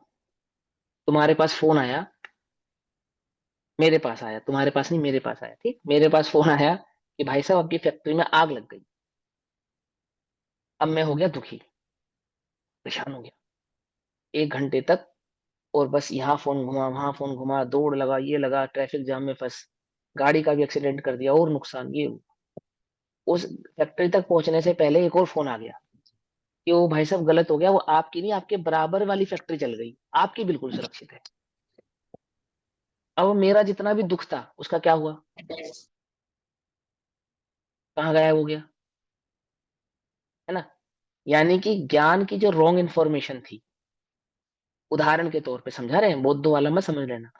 ज्ञान की जो रॉन्ग इन्फॉर्मेशन थी वो ज्ञान का दुख था, और राइट इन्फॉर्मेशन आते ही ज्ञान सुखी हो गया। तो ज्ञान की रॉन्ग इन्फॉर्मेशन क्या है? कि जो ज्ञान नहीं है उसमें ज्ञान ने अहमपना धारण किया है, इसलिए वो दुखी है। तो बोले इसको सुखी कैसे करे? बोले रॉन्ग इन्फॉर्मेशन यानी मिथ्या इन्फॉर्मेशन को सम्यक इन्फॉर्मेशन, राइट इन्फॉर्मेशन में बदल दो आप। तो राइट इन्फॉर्मेशन क्या है? कि मैं पर नहीं, ज्ञान हूं, ज्ञाता हूं। तो क्या होगा? अब प्रश्न ये है कि जिस समय मैं दुखी हो रहा था, उस समय क्या वास्तव में मेरे पास दुखी का होने का कोई कारण था? वास्तव में कोई कारण था, या सिर्फ एक रॉन्ग इन्फॉर्मेशन के कारण मैं दुखी था? बोलो। तो आचार्य कहते हैं वास्तव में दुखी होने का कोई कारण नहीं है, रॉन्ग इन्फॉर्मेशन यानी मिथ्या ज्ञान से तो दुखी है। तो मैं सुखी कैसे होऊंगा? बोले रॉन्ग इन्फॉर्मेशन का अभाव होने पर राइट इन्फॉर्मेशन होगी, तो तुझे क्या पता लगेगा? ओहो, मेरा तो नुकसान ही नहीं हुआ, मैं तो व्यर्थ ही घंटे भर परेशान होता रहा। ओहो, मैं तो अनादि से ही भगवान हूँ, मैं तो व्यर्थ ही प्रभावों में हम पना धारण किए बैठा था। समझ में आई बात? नहीं समझ में आई? समझ में आई? तो इतनी सी बात समझा रहे हैं वो, उसको द्रव्य गुण पर्याय के भेद से समझा रहे हैं, भेद से समझा रहे बार बार। रॉन्ग इन्फॉर्मेशन क्या है? तनुपजत अपनी उपज जान, तरह नाशित आपको नाशमान, ये रॉन्ग इन्फॉर्मेशन है। राइट करो। बोले क्या? मैं तो अविनाशी हूँ, मैं तो अविनाशी हूँ, मेरा तो कभी नाश होता ही नहीं है। ऐसा ये राइट इन्फॉर्मेशन होते क्या हुआ? कि भय मिट गया, जन्म मरण का भय मिट गया। वो जो पुद्गल में मैं कुछ कर सकता हूँ, रॉन्ग इन्फॉर्मेशन है, मैं तो ज्ञाता हूँ, मैं जान सकता हूँ। लो, मोह मिट गया। समझ में आई बात? नहीं समझ में? वो राइट इन्फॉर्मेशन, सम्यक नॉलेज, सम्यक दर्शन, ज्ञान चरित्राणी मोक्ष मार्ग, इस राइट इन्फॉर्मेशन में स्थित रहना, रॉन्ग इन्फॉर्मेशन में मत जाना। इतने से भाव को द्रव्य गुण पर्याय के भेद से समझा रहे हैं। समझ रहे हैं? समझ रहे? वो जो इन्फॉर्मेशन है उसको पर्याय का नाम दे रहे हैं, और वो जो तेरी फैक्ट्री है वो द्रव्य है, जिसकी तुझे श्रद्धा है कि वो मेरी है। ऐसे ही वो चैतन्य ज्ञायक भाव मैं हूं, उस चैतन्य ज्ञायक भाव का अहमपना नहीं होना, ये पर्याय है। और चैतन्य ज्ञायक भाव का अहमपना होना, ये पर्याय है। आई बात समझ में या नहीं समझ में? तो अहमपना करे तो दुख दूर हो जाता है। ये बात यहाँ पर्याय और द्रव्य के भेद से समझा रहे हैं आपको। अब ध्यान से समझना। बोलो भैया, क्या कहा? पर्याय शुद्ध कह रही है तो उसे शुद्धता का अनुभव हो, तब ना उसका कहना और विचार करना, चर्चा करना सार्थक है। अगर उसे द्रव्य की शुद्धता की अनुभूति ही नहीं है, तो फिर दूसरा जो विकल्प है वो तो अशुद्धता का है। दूसरा जो जैसा विकल्प है वो अनादि शुद्धता का है। सही बात है। हम्म, शुद्धता का विकल्प नहीं है जैसा तो दूसरा जो अनादि से विकल्प है अशुद्ध वो मानता अशुद्धता रहा का है। है। जैसे अनादि से अशुद्ध मानता रहा है, उसी तरह वो कहता शुद्ध है, और मतलब कहता तो शुद्ध है और मानता अशुद्ध है। इसलिए देखो तेरे लिए देखो, वो शुद्ध नहीं है। अब तुम क्या करते हो? भोगों को भोगते रहते हो, और मैं तो ज्ञाता हूं, मैं तो ज्ञाता हूं, ऐसा करते हो। उसका निषेध कर रहे हैं यहाँ पे। ज्ञे लुब्ध ज्ञान है, ज्ञे लुब्ध, और कहता है कि ज्ञे नहीं है तो ज्ञान ही है। ये तो ज्ञान ही है। टीवी देख रहा है, ये तो ज्ञान ही है। पत्नी बच्चों में मगन है, ये तो ज्ञान ही है। मैं किसको देख रहा हूँ? कि मैं टीवी नहीं देख रहा, मम्मी नहीं देख रहा, पापा नहीं देख रहा, मैं तो सिर्फ ज्ञान ही देख रहा हूँ। तो आचार्य कहते छल है ये, छल। ज्ञान में मनी मम्मी, ज्ञान में बने पापा, ज्ञान है या मम्मी पापा है? तो आचार्य कहते हैं यदि ज्ञे लुब्ध है तो मम्मी पापा ही है, और ज्ञान निष्ठ है तो ज्ञान है। अब सुनो गजब की बात। जब ज्ञान ज्ञान निष्ठ होता है तो मम्मी पापा दिखाई नहीं देंगे, और जब मम्मी पापा दिखाई देते हैं तो ज्ञान ज्ञान निष्ठ नहीं, ज्ञे निष्ठ है। पकड़ में ही बात नहीं? पकड़ में? तुम्हें ज्ञान में ज्ञान दिखेगा तो ज्ञे नहीं दिखाई देंगे, और ज्ञे दिखेंगे तो ज्ञान नहीं दिखाई देगा। अब होता क्या है कि देखते हो ज्ञे और कहते हो ज्ञान। क्या कहा? क्या करा तुमने? देखते हो ज्ञे, कहते हो ज्ञान। खाते हो रसगुल्ला, कहते हो ज्ञान। अब ये बात तो पक्की, तुम रसगुल्ला नहीं खा सकते, रसगुल्ले का सिर्फ ज्ञान कर सकते हो। लेकिन तुम ज्ञान रसगुल्ले का कर रहे हो, ज्ञान का नहीं कर रहे हो। कुछ फर्क है या बात में नहीं समझ में आई बात? देखते हो गे उपयोग है गे निष्ठ, कहते हो उसको ज्ञान निष्ठ। ये छल है तुम्हारा। समझे नहीं समझे? अनादि से यही करते आए हो तुम। पांच इंद्रिय के विषय भोगों से उपयोग को तो हटाया नहीं, एक नई चीज और सीख ली तुमने। क्या? कि मैं तो खाता नहीं, मैं तो पीता नहीं, मैं तो भोगता नहीं, मैं तो ज्ञाता दृष्टा हूँ। और खाना पीने भोगने से उपयोग को हटाता है नहीं। उपयोग हटे वहां से तो बात थी, उपयोग तो तूने हटाया ही नहीं, और तू हो गया ज्ञाता। वाह भाई वाह, फ्री फंड का ज्ञाता। ऐसा ज्ञाता नहीं चाहिए मोक्ष मार्ग में, इसका निषेध कर रहे हैं वो। समझे नहीं समझे? ऐसा ज्ञाता नहीं, वो ज्ञाता जो शुद्ध ज्ञायक का ही उपासक हो, भोगों का नहीं, वो वास्तविक ज्ञाता है। ऐसा। चलो भैया पढ़ो आगे। जी, तो उसकी शुद्धता तेरे लिए किसी प्रयोजन की नहीं, इसलिए उपासित होता हुआ शुद्ध कहलाता है। फिर हेडिंग है, उपासना में भी उपादेय बुद्धि नहीं है। प्रश्न, फिर भी उपासना करना यानी द्रव्य के लिए जरूरी है क्या? बाबूजी कहते हैं कि नहीं, लेकिन उपासित होता हुआ शुद्ध कहलाता है। प्रारंभ से ही जब उसे विचारों में भी द्रव्य की दृष्टि हो, द्रव्य की श्रद्धा हो, तो वो द्रव्य की श्रद्धा ही रखता है। ये प्रश्न ही समझ नहीं आया है। फिर भी उपासना करना जरूरी है क्या? मतलब हाँ अनुभव देखो, करना जरूरी है? हाँ अनुभव करना जरूरी है क्या? क्योंकि वो तो शुद्ध शुद्ध है ना स्वभाव से। अनुभव करे चाहे नहीं करे वो तो शुद्ध ही है। तो प्रश्न ये है, क्या उपासना करना जरूरी है? क्या अनुभव में आना जरूरी है? अब वो कहेंगे कि भाई देखो, पर्याय की अपेक्षा से जरूरी नहीं होने पर भी जरूरी है, ऐसा है उत्तर सियादवाद का। ये अगर हम उसको पर्याय अपेक्षा से ना देखें, स्वभाव से देखें, तो ये बात तो सही है कि तू शुद्ध ही है, तो अनुभव कर चाहे मत कर। लेकिन ऐसा होने पर भी उपासित होता हुआ ही शुद्ध है, इसको हम डिनाई नहीं कर सकते, क्योंकि ये सियादवाद है। समझे या नहीं समझे? मतलब मैं उपासना नहीं करूंगा तो शुद्ध नहीं हूं, कि ऐसा तो नहीं, शुद्ध तो तू तब भी है। तो भी उपासित होता हुआ ही शुद्ध है, ऐसा कह रहे हैं। समझे या नहीं समझ में ये बात? ये है प्रश्न। चलो भैया पढ़ो। नहीं, लेकिन उपासित होता हुआ शुद्ध कहलाता है। प्रारंभ से ही जब उसे विचारों में भी द्रव्य की दृष्टि हो, द्रव्य की श्रद्धा हो, तो वो द्रव्य की श्रद्धा ही रखता है, उसे ये श्रद्धा लाइन की श्रद्धा नहीं है। ये लाइन सभी सुनो, सभी लोग ध्यान से सुनो। क्या बोला? उसे पूर्व की श्रद्धा भूमिका की में श्रद्धा नहीं है। शुरुआत से ही, पहले शुरुआत से ही समझो। शुरुआत मतलब कि जब उसे प्रीति, रुचि उत्पन्न हुई। शुरुआत कहाँ से होती है? रुचि से उत्पन्न होती है। तो उसे रुचि उत्पन्न हुई, तो वहां अभी अनुभव नहीं हुआ, अभी विचारात्मक है। तो उसको विचार और विकल्प भी किसके हैं? किसके हैं? उस आत्मा के। अब अपने से पूछो कि अपने को विचार और विकल्प किसके हैं? धन के हैं, स्त्री के हैं, रूप के हैं, यौवन के हैं, भोग के हैं, या आत्मा के हैं? किसके हैं? पूछो अपने आप से। आत्मा के अलावा सब कुछ। वो तो अपने से पूछो, हमें तो उत्तर नहीं जानना। समझे या नहीं समझे? यदि आत्मा के नहीं है तो फिर प्रारंभ नहीं है, वो प्रारंभ का लक्षण है। लेकिन और आगे चलेंगे। मान लो आत्मा के ही सारे विचार हो, विकल्प हो, तो इतना किया तो शाबाश, परंतु विचारों में मत अटक जाना, विकल्पों में संतुष्ट मत हो जाना। क्योंकि ये विचार, ये विकल्प मंद कषाय में भी होते हैं अनंत बार। प्रायोग लब्धि तक गया ना? गया ना? तो प्रायोग लब्धि तक किसके बल पे गया? इन्हीं विचारों के बल पे जाता है। आत्म संबंधी विचारों के बल पे ही प्रायोग लब्धि तक जा सकता है जीव। यदि आत्म संबंधी विचार ना करे तो प्रायोगिक लब्धि तक प्राप्त नहीं हो सकता। क्या समझे? नहीं समझे? देव शास्त्र गुरु संबंधी विकल्प और विचारों के आधार से प्रायोगिक लब्धि प्राप्त नहीं होती। क्या कह रहा हूं, समझ में आ रही है बात, नहीं समझ में आ रही है? पढ़ो प्रायोगिक लब्धि का स्वरूप। यदि देव शास्त्र गुरु संबंधी विचार विकल्प रहे तो प्रायोगिक लब्धि की प्राप्ति नहीं होती। आत्म संबंधी विचार विकल्प, कल्याण संबंधी विचार विकल्पों के आधार से ही प्रायोगिक लब्धि तक पहुंचा जाता है। और वह प्रायोगिक लब्धि तक भी कितनी बार? अनंत बार हुआ आया, हुआ आया। अब क्या करूं? अब मैं प्रायोगिक लब्धि तक जाऊं या नहीं जाऊं? कि वहां तक तो जाना पड़ेगा ही। लेकिन अनादि में अनंत बार तुम वहां पे अटक के रह गए, अब अटकना मत। ये समझ में आई बात, नहीं समझ में आई? तो आत्म संबंधी विचार विकल्प उठते हैं, ये पहला लक्षण है। लेकिन आत्म संबंधी विचार विकल्पों पे अटकना नहीं, ये तुझको समझा रहे हैं। आ रही है बात समझ में, नहीं समझ आ रही है?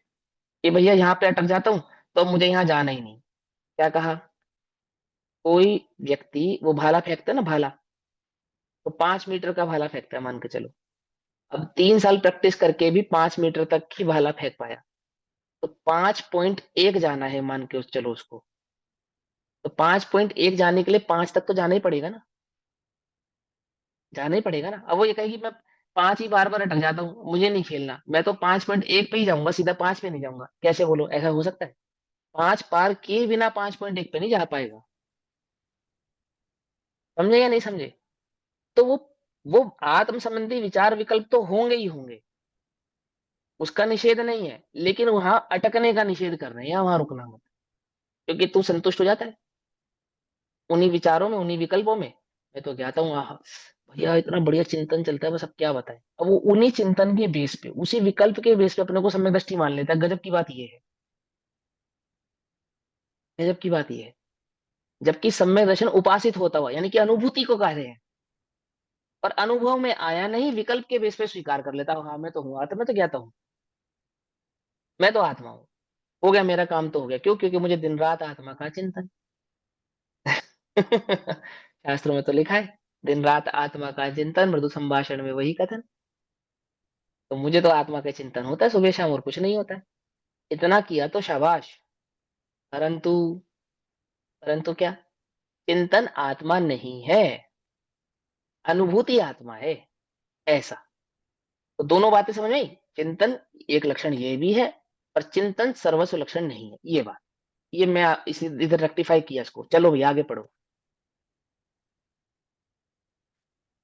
श्रद्धा की श्रद्धा नहीं है, उपासना की श्रद्धा, उपासना की उपासना नहीं है उसको, लेकिन उसे शुरू से ही शुद्ध द्रव्य की उपासना, शुद्ध द्रव्य की श्रद्धा है। इसलिए श्रद्धा की श्रद्धा नहीं है, शुद्ध द्रव्य की ही ऐसी श्रद्धा है कि मैं शुद्ध हूं, तो फिर इसमें श्रद्धा की श्रद्धा कहाँ हुई? ये तो द्रव्य की ही श्रद्धा हुई ना। इसलिए यहाँ उपासना को ऊपर नहीं किया है, ऊपर तो शुद्ध द्रव्य ही है, क्योंकि ये उपासना करने वाली है ना। तो देखो वो क्या उपास्य कहते हैं, देवता बड़ा है, हाँ, ये उपासक। कहते हैं कि वो जो अनुभूति प्रकट हुई, तो वो अनुभूति जो प्रकट हुई वो अनुभूति के विकल्प से प्रकट नहीं हुई, वो द्रव्य दृष्टि के पुरुषार्थ से प्रकट हुई है। अगली अनुभूति ही आत्मा है, ये बात पक्की है। पर वो अनुभूति जो प्रकट हुई है, वो अनुभव के विकल्प और अनुभूति के चिंतन से प्रकट नहीं होती है। अनुभूति तो द्रव्य के चिंतन, द्रव्य के विकल्प, द्रव्य की दृष्टि से प्रकट होती है। अनुभूति प्रकट होने से पूर्व भी वो अपने को द्रव्य ही स्वीकार करता है, एक द्रव्य ही मानता है, एक द्रव्य में ही अपने उपयोग को बार बार लगाता है। तो वह अनुभूति भी अपने को द्रव्य स्वीकार करती हुई ऐसी प्रकट हो जाती है। यदि वो अनुभव भूति की दृष्टि करे, अनुभव की तरफ अपना लक्ष्य रखे, तो अनुभव प्रकट नहीं होगा। समझ आई बात, नहीं समझे? तो उपासित होता हुआ भी, वास्तव में उपासित होता हुआ भी पर्याय थोड़ी, वो तो द्रव्य ही है, द्रव्य ही है। तो प्रश्न क्या है कि हमें ये तो पर्याय की दृष्टि हो जाएगी अगर हम अनुभूति की दृष्टि करेंगे तो क्या कहते हैं, अनुभूति की दृष्टि नहीं है, अनुभूति को भी द्रव्य की ही दृष्टि है। लेकिन वो द्रव्य की दृष्टि वास्तविक द्रव्य की दृष्टि से ही, वो तो अनुभूति से प्रकट होती है, अनुभूति से तो जानी जाती है, अनुभूति से तो वो अपने को द्योतमान प्रकाशित करती है कि ये जो तेरी दृष्टि थी, ये जो तेरी रुचि थी, ये वास्तविक थी। लेकिन वो रुचि वास्तविक थी, ऐसा अनुभूति में प्रकट होने पर भी लक्ष्य आत्मा का यानी कि द्रव्य का ही रहता है, अनुभूति का होता नहीं है। ऐसा स्याद्वाद भाव से इस कथन को समझना चाहिए। आई बात समझ में? अनुभूति नहीं हुई तो शुद्ध नहीं है, ऐसा होने पर भी अनुभूति का लक्ष्य नहीं, शुद्ध आत्मा का ही लक्ष्य रखते हैं। ठीक। और शुद्ध आत्मा का लक्ष्य रखते हुए, वास्तविक लक्ष्य रखते हुए, वह शुद्ध आत्मा अनुभूति में प्रकट भी होता है। अनुभूति में जब प्रकट होता है तो अनुभूति स्वरूप होता हुआ भी अनुभूति का अहमपना नहीं, द्रव्य का अहमपना वहां होता है, ज्ञाता का अहमपना वहां होता है। वह अनुभव अपने को पर्याय भाव से नहीं, द्रव्य भाव से जान रहा होता है। इसीलिए उपासित होता हुआ होने पर भी पर्याय की दृष्टि नहीं है, वहां पर्याय का कोई भाव नहीं है, वहां पर्याय का कोई लक्ष्य नहीं है। भले ही वो सब भाव पर्याय में ही हो रहा है, पर्याय से ही प्रकट हो रहा है, पर्याय के ही कारण प्रकट हो रहा है, ऐसा होने पर भी, द्रव्य के कारण प्रकट हो रहा है, ऐसा होने पर भी टोटल होल टू होल जो लक्ष्य है वो एकमात्र द्रव्य ही है और कुछ नहीं। आई बस समझ में? ऐसा कह रहे हैं। चलो भैया आगे। तो ये उपास्य देवता बड़ा है या उपासक और उपासना बड़ी है? देवता बड़ा है या पुजारी बड़ा है? ये उपासना तो पुजारी है, देवता बड़ा है, और देवता तो शुद्ध चैतन्य है। जिसके आधार तो से वो पर्याय प्रकट हुई है, इसलिए वो देवता बड़ा हुआ, यानी वो चैतन्य भगवान आत्मा ही बड़ा हुआ। ऐसा। कहते हैं कि अगर उपासना करना फिर भी जरूरी है, तो फिर उपासना करें कैसे? कि भैया उपासना उसकी दृष्टि में है ही नहीं, उपासना करना जरूरी है, ऐसे उसको उपासना होगी नहीं, क्योंकि उसने उपासना को बड़ा मान लिया, है ना। वही समझा है ना, और जो अनुभव की दृष्टि करेगा तो अनुभव प्रकट नहीं होगा। ये बात पक्की है कि अनुभव के बिना प्रकट नहीं होगा, पर अनुभव की दृष्टि से प्रकट नहीं होगा। प्रकट तो वो द्रव्य की दृष्टि से ही होता है। तो यहाँ दोनों बातें आप हमें क्यों समझाते हो कि द्रव्य की दृष्टि करता है निश्चयभाषी ना हो जाए, इसलिए ज्ञान कराते हैं कि उपासित होता हुआ अर्थात अनुभव में आत्मा आता है तो शुद्ध होता है। तो उसके निश्चयभाषी पने को, उसके खोट को, उसके मिथ्यात्व को, उसकी अटक को दूर करने के लिए ये बात बताते हैं।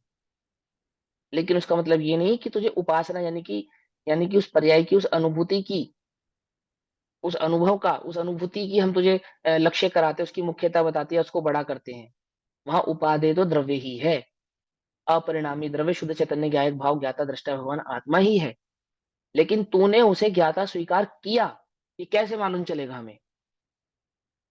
तुझे कैसे पता चलेगा कि तूने वास्तव में अपने को ज्ञाता स्वीकार किया है?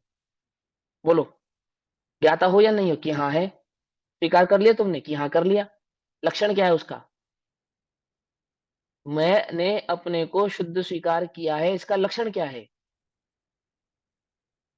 अनुभूति लक्षण है इसका। आती है बात समझ में? अनुभूति लक्षण है, और उस लक्षण में लक्ष्य कौन है? अपरिणामी आत्मा है। अनुभूति में, अनुभूति लक्षण में लक्ष्य कौन है? वो अपरिणामी आत्मा है, जिसके लक्ष्य से वो प्रकट हो रही है। शुद्धोपयोग किसके लक्ष्य से प्रकट होता है? बोलो।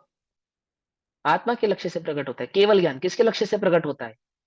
आत्मा के लक्ष्य से प्रकट होता है। शुद्धोपयोग के बिना प्रकट होता है कि नहीं होता है? शुद्धोपयोग के लक्ष्य से प्रकट होता है कि नहीं होता है? लेकिन शुद्धोपयोग का फल है वो केवल ज्ञान, जो शुद्धोपयोग के बिना प्रकट नहीं होता। ऐसे ही वो शुद्धोपयोग किसके लक्ष्य से प्रकट होता है? कि आत्मा के लक्ष्य से प्रकट होता है। आत्मा का लक्ष्य है, हाँ है। क्या है उसका फल? शुद्धोपयोग फल है उसका। क्या कहते हैं? कुछ बात समझ में नहीं?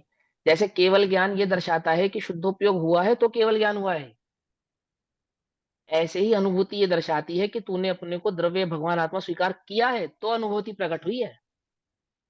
कुछ बात समझ में नहीं? अनुभूति ऐसी थोड़ी प्रकट हो जाती है। अपने को ज्ञाता द्रव्य भगवान आत्मा शुद्ध चैतन्य ज्ञाय भाव अनंत गुणात्मक स्वीकारता है, प्रकट होती है। तो प्रकट होती है वो तो लक्षण है इस बात का कि हाँ तूने स्वीकार किया है। कुछ बात समझ में आई या नहीं समझ में आई? और दृष्टि यदि अनुभूति की करेगा तो प्रकट नहीं होगी, क्योंकि वो तो ज्ञाता के द्रव्य के लक्षण से ही, लक्ष्य से ही प्रकट होती है। ऐसा लक्षण लक्ष्य भाव समझा रहे हैं इसके अंदर, कि तूने स्वीकार किया उसका लक्षण है वो अनुभूति। वो प्रकट नहीं हुई है तो ये किस बात का द्योतक है? कि तू बस कहता भर है, तूने स्वीकारा नहीं है, कहता भर है। समझ में बात? समझ में? ऐसा कह रहे हैं। चलो आगे। तो कहते हैं, हाँ, तो उसकी उपासना ऐसी होगी नहीं, क्योंकि उसने तो उपासना को बड़ा माना और ऐसा माना है, तो उसे फिर शुद्धात्मा की उपासना नहीं हुई, इसलिए वो कुरूप सा है, यानी अगली। ये ऐसा मानता है कि उपासना से उसकी शोभा बढ़ जाएगी। द्रव्य हम्म को उपासना की जरूरत नहीं है, क्योंकि वो तो उपासना के बिना ही संपूर्ण है। हम्म। वो देखो बिना सुनो, ये उपासना इस इसका मतलब यह है कि पर्याय को द्रव्य की जरूरत नहीं है। द्रव्य तो बिना पर्याय के भी शुद्ध है। पर्याय को शुद्ध होना है या नहीं होना है? तो द्रव्य का लक्ष्य ले। द्रव्य को क्या दरकार है? द्रव्य तो शुद्ध ही है, ऐसा समझा रहे हैं।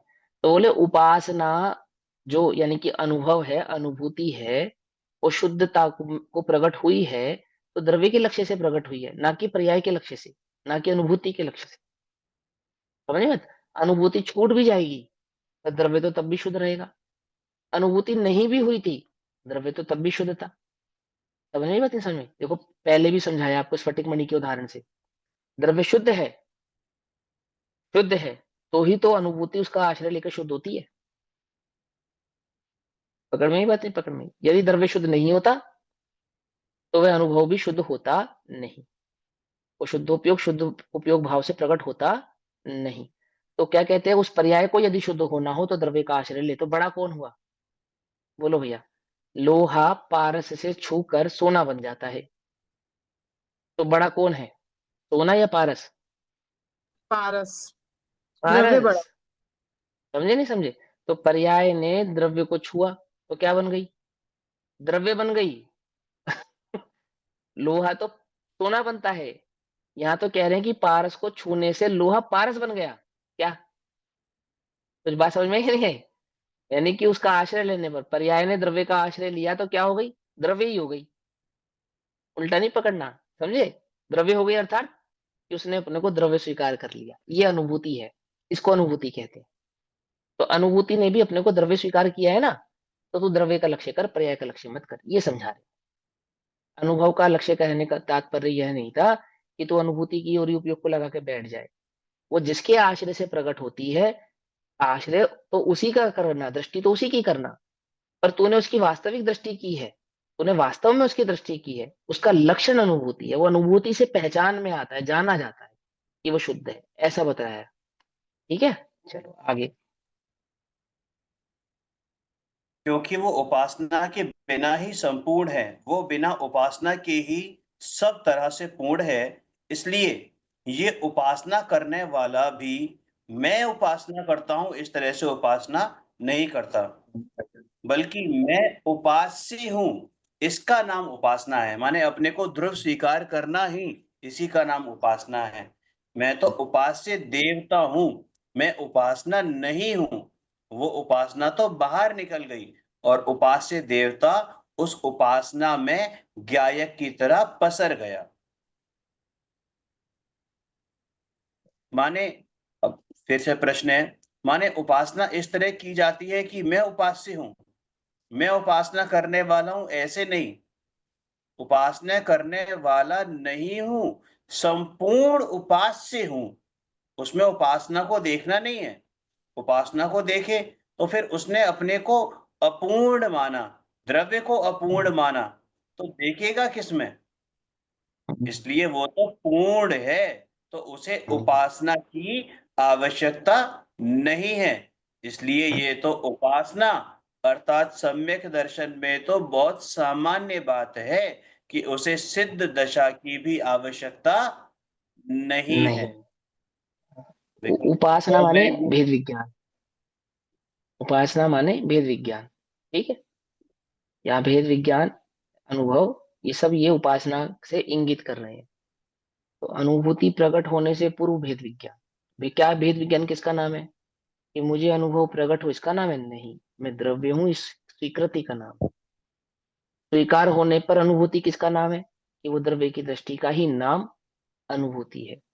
अनुभूति का लक्ष्य करे, पहले अपने को अशुद्ध माने फिर शुद्धता का उपाय करे, ऐसे शुद्धता प्रकट होती नहीं है, अनुभूति प्रकट होती नहीं है। शुद्ध हूं ऐसा स्वीकार करे, शुद्धता का लक्ष्य करे, द्रव्य का लक्ष्य करे, तो वह पर्याय में अनुभूति में शुद्ध चैतन्य भगवान आत्मा प्रकट होता है। ऐसा समझ नहीं, बात नहीं समझे? मैं तो स्त्री हूँ, मैं तो दीन हूँ, मैं तो हीन हूँ, पर मैंने अनुभव नहीं किया तो मेरा क्या होगा? मैं तो संसार में रखड़ता रह जाऊंगा। ऐसे नहीं, ऐसे अनुभव नहीं प्रकट होता। अरे मैं चैतन्य ज्ञान भगवान आत्मा हूं, ऐसा अपने को अभी हाजरा हजूर विद्यमान स्वीकारता है, स्वीकारता है।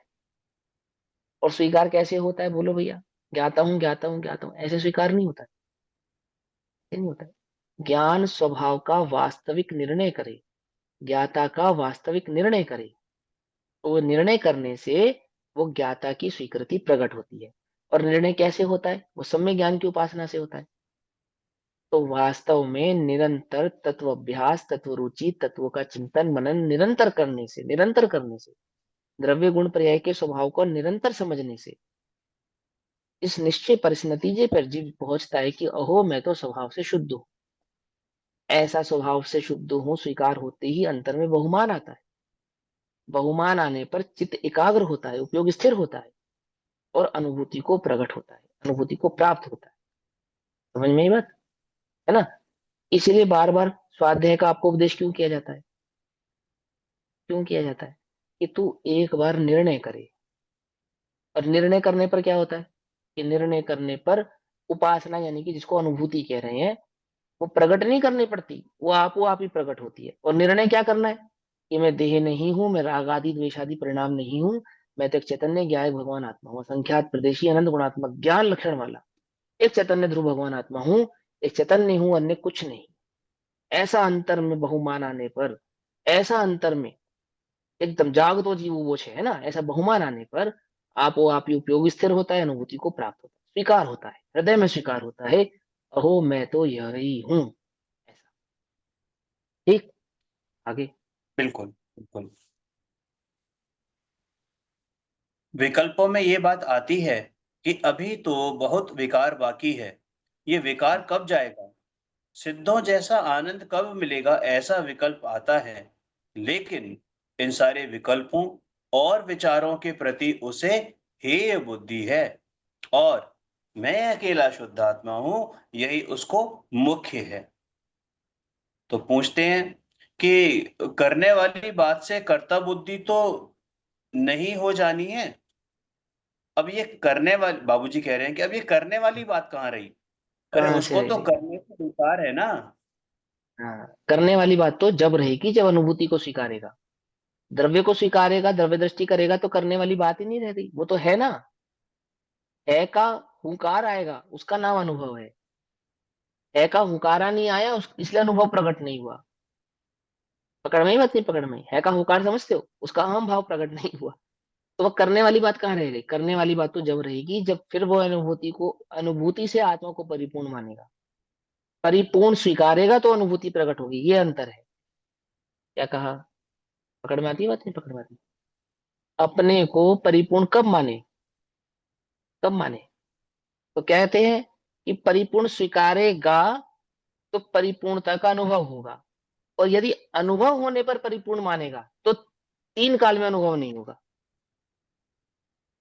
समझ में आई बात नहीं समझ में आई? है ना?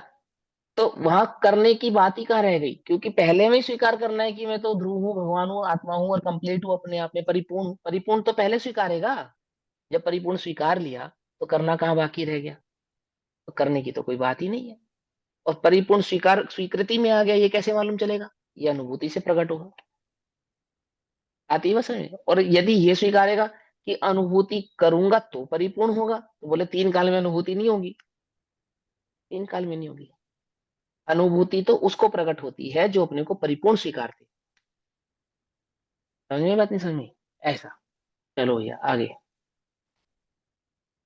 अब ये करने वाली बात कहाँ रही? उसको तो करने हम्म। से इनकार है ना। इसको भीतर से इनकार है कि मुझे उपासना नहीं करनी है। अरे मैं तो स्वयं उपास्य हूं, तो उपासना किसकी करूं?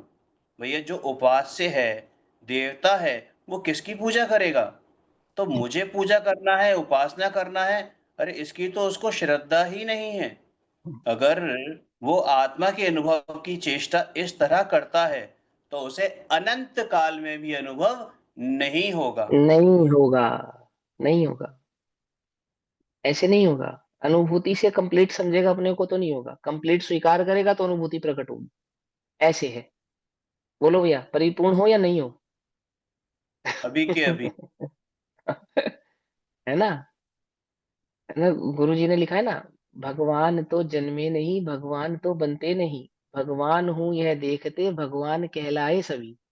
है ना? भगवान जन्मते हैं, ना भगवान बनते हैं।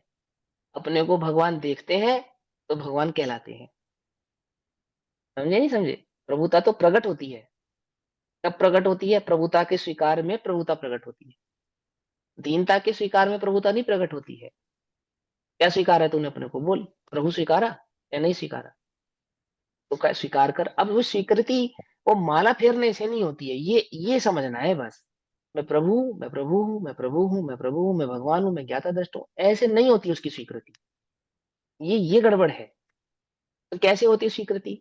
उसके स्वरूप का निरंतर चिंतन करने से, उसकी प्रभुता का चिंतन करने से, प्रभु हूं नहीं, प्रभुता का चिंतन करने से। देखो सुनो, करोड़पति हूं ऐसा चिंतन करता है या करोड़ पने का चिंतन करता है? बोलो किसका चिंतन करता है? बोलो। करोड़ पने का, करोड़ पने हाँ, का। करोड़पति पने का, अपनी संपत्ति का अनुभव करता है, तो करोड़पति हूं अरबपति हूं ऐसा अनुभव में आता है। समझ में आई बात नहीं समझ में आती है? ऐसे ही अपनी संपत्ति का अनुभव करे। संपत्ति क्या है? मैं प्रभु हूं, ये संपत्ति नहीं है। वो प्रभुता क्या है मेरी, उस प्रभुता का चिंतन करने पर, वो राग का चिंतन नहीं करना, वो द्वेष का चिंतन नहीं करना, वो प्रभाव का नहीं, खीर में राख नहीं मिलाना, अपने उस चैतन्य प्रभु का अनुभव करता है, तो वह प्रभुता प्रकट होती है। अब प्रभु, मैं प्रभु हूं, ये तो बड़ा नीरस भाव है, उल्टा नहीं पकड़ना भाई, देखो छल ग्रहण नहीं करना। तो बड़ी नीरसता है। सारा दिन लगा रहे रुपया पैसा धंधा और उसमें, और मैं तो प्रभु हूँ, मैं तो प्रभु हूँ, मैं तो प्रभु हूँ। रात्रि भोजन छूटे नहीं, प्रभाव छूटे नहीं, विषय कषाय छूटे नहीं, पर की रुचि छूटे नहीं। श्रीमद जी ने क्या कहा कि मेरे दो बगीचे हैं, आत्मा के बगीचे को पानी देता हूँ तो बाहर का बगीचा सूखा जाता है। और ये सिर्फ श्रीमद जी ने नहीं कहा है, ये पंडित टोडरमल जी ने भी कहा है कि छद्मस की प्रवृत्ति उपयोग पूर्वक होती है। यदि तेरी प्रवृत्ति प्रभावों में हो रही है तो तू छल रहा है, ये कहकर कि मेरा तो ध्यान ज्ञाता पे है, दृष्टा पे, भगवान आत्मा पे, ऐसा नहीं होता है। विषय कषाय की प्रवृत्ति बिना उपयोग जाए नहीं हो सकती। बिना उपयोग के बाहर जाए विषय कषाय नहीं प्रवर्तित है। फिर तो दोष उत्पन्न हो जाएगा, फिर तो मुनिराज भी आत्मा का चिंतन करते हुए विषय कषाय में प्रवृत्ति कर सकते हैं, क्योंकि विषय कषाय की प्रवृत्ति भिन्न है और आत्मा का चिंतन भिन्न है। ऐसा नहीं होता है। कैसे होता है कि वहां आत्मा की प्रवृत्ति, आत्मा का चिंतन होता है, तो बाह्य दशा भी ऐसी ही होती है। अब हमें बाह्य दशा का लक्षण नहीं करना है, लक्ष्य तो आत्मा का ही करना है। वो तो छल से बचाने के लिए उपदेश देना पड़ रहा है कि तू छल ग्रहण करता है। तो प्रभुता का स्वरूप चिंतन चिंतन तो कर, कैसा प्रभु है तू, क्यों प्रभु है तू, किस अपेक्षा से प्रभु है तू। ऐसे अपने द्रव्य गुण पर्याय भाव का स्वभाव का निरंतर बार बार बार बार दारुण दारिण दारुण दारिण चिंतन कर, अनुभव कर। ज्ञान में झलकने वाले ज्ञेय से अपने उपयोग को हटा, ज्ञाता पे अपने उपयोग को लेकर जा। और वो ज्ञाता कितना महिमावान है, कैसा है, पर से निरपेक्ष है, परिपूर्ण है, अनादि निधन है, पकड़ में ही बात नहीं, पकड़ में, आनंदमय है, ज्ञान स्वभाव से निराकुल है।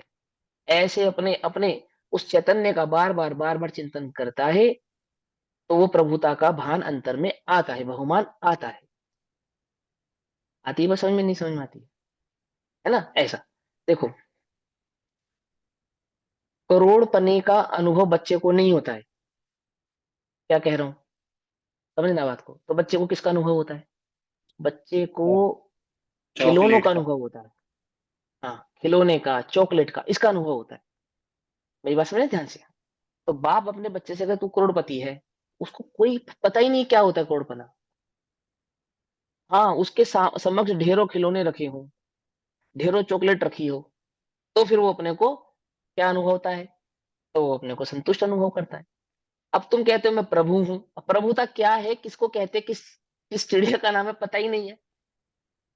पता ही नहीं अपने लिए प्रभुता क्या है, कि सारे दुनिया सर झुकाती हो, आरती करती हो, मंदिर में हमारी प्रतिमा लगी हो, है ना, हमारे आगे अर्घ चढ़ाए जाते हैं, उसको प्रभुता समझते हो तुम। क्या है वो तो तुम्हारे लिए प्रभुता, कि दुनिया तुम्हें गुरु माने, तुम्हारी पूजा करे, तुम्हारे समक्ष अर्घ चढ़ाए, तुम्हारे आगे सर झुकाए, तुम्हें पूजे, तुम्हें हाथों पे रखे, इसको कहते हैं कि प्रभुता। लेकिन गजब की बात यह है कि तू इसी को प्रभुता मानता है, इसी को मानता है किसका नाम प्रभुता? कि उस चैतन्य ज्ञायक देव की दृष्टि करे, उसके स्वभाव को पहचाने, अपने अपने निजी चैतन्य भाव को पहचाने, तो वो प्रभुता का भान आए बिना रहता नहीं है।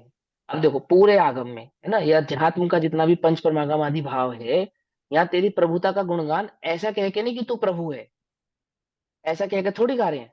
वहां तुझे सिद्ध करते हैं बार बार कि तू पर से निरपेक्ष है, तू ज्ञाता दृष्टा है, इस अपेक्षा से ज्ञान गायक होते हुए भी ज्ञानों का गे में प्रवेश नहीं होता, आदि आदि ऐसे भाव से समझाते हैं ना बार बार बार बार। वहां तुझे राग द्वेष आदि की भिन्नता समझाते हैं, ज्ञान गे का संबंध समझाते हैं, तेरे ज्ञाता दृष्टापन का तुझे बहुमान कराते हैं। तो तू भी चिंतन ऐसा करना जैसा आचार्य करा रहे हैं तेरे को। लेकिन वहां तो तू उसको स्वीकारता नहीं है। वहां तो पढ़ाते तो पढ़ लेता है, कहते हैं तो सुन लेता है, और बस एक बात समझ लेता है, क्या, कि मैं प्रभु हूं, मैं प्रभु हूं। अब प्रभुता कहते किसे हैं वो मालूम नहीं, प्रभुता कहते किसे हैं, उसका उसका चिंतन नहीं, उसका विवेक नहीं। तो उसका उसका विवेक होवे, उसका चिंतन आवे, है ना, उस ओर दृष्टि जावे, तो प्रभुता का बहुमान आता है ना। अभी कुछ दिन पहले भैया ने भी एक प्रश्न डाला था ना, कि हम इतना स्वाध्याय करते हैं फिर भी हमें समय दर्शन नहीं हो रहा। क्यों नहीं हो रहा? कि वो मैं प्रभु हूं की माला नहीं फेरनी थी, प्रभुता का मान आने के लिए, बहुमान आने के लिए प्रभुता का स्वरूप समझना था। स्वरूप कितना समझा तुमने, बताओ, बोलो, स्वरूप समझा या नहीं समझा? अब अपने से पूछो ये बात। क्योंकि स्वरूप समझे तो प्रभुता का बहुमान आए बिना रहता नहीं, और प्रभुता का बहुमान आए तो अनुभव हुए बिना रहता नहीं। समझ में आई बात, नहीं समझ में? ऐसा ही वस्तु स्वरूप है। चलो भैया, करो इस पैराग्राफ को अंत करो। जी, मैं उपासना किसकी करूं? जो उपास्य है, देवता है, वो किसकी पूजा करे? तो मुझे पूजा करनी है, उपासना करनी है, उसको इसकी श्रद्धा ही नहीं है। हाँ, अगर वो आत्मा के अनुभव की चेष्टा इस तरह करेगा तो उसे अनंत काल भी अनुभव होगा नहीं। सिद्ध दशा को भी सामने रखकर ऐसा करता है तो अनंत काल तक सिद्ध दशा प्रकट होने वाली नहीं है। अरे मिथ्या दर्शन ही रहेगा, सम्यक दर्शन भी नहीं होगा। ये तो अब सम्यक बोलो, दर्शन विधि कैसा है। अनुभव करते हो? अनुभूति के नाम पे जो ध्यान कराते हैं वो किसका अनुभव कराते हैं, बोलो? सिद्ध समान, सिद्ध समान, सिद्ध समान, सिद्ध समान। सिद्ध को सामने रखेगा तो अनुभव नहीं होगा, ये कह रहे हैं। समझे या नहीं समझे? उल्टा नहीं पकड़ना। देखो आचार्य तो यहाँ भी कहते हैं, गुरुदेव कहते हैं कि मैं सिद्ध समान नहीं हूं, सिद्ध मेरे समान है। क्या कहा?